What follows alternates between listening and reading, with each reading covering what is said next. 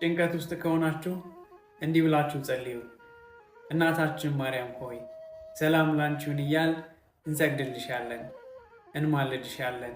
ከክፉ አውሬ ታድኝን ዘንድ ተማጽነንብሻል። ስለ እናትሽ ስለ ቅድስት ሐና ብለሽ፣ ስለ አባትሽ ስለ ቅዱስ ኢያቄም ብለሽ ድንግል ማኅበራችን ዛሬ ባርኪልን። አምላክን በድንግልና የወለደች የእመቤታችን የማርያም ጸሎት።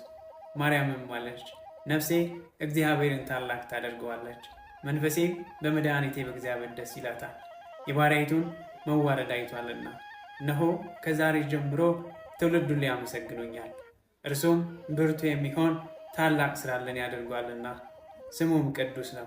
ለሚፈሩትም ምሕረቱ ለልጅ ልጅ ነው። ኃይልም በክንዱ አደረገ። በልባቸው ሐሳብ የሚኮሩ ትዕቢተኞችን በታተናቸው። ብርቶችንም ከዙፋናቸው አዋረዳቸው። የተዋረዱትንም ከፍ ከፍ አደረጋቸው። የተራቡትንም በቸርነቱ አጠገባቸው። ባለጸጎችንም ባዶ እጃቸውን ሰደዳቸው። ምሕረቱን እንዲያስብ እስራኤል ባሪያውን ተቀበለ። ለአባቶቻችን ለአብርሃምና ለዘሩ እስከ ዘላለሙ ድረስ እንደተናገረው አሜን።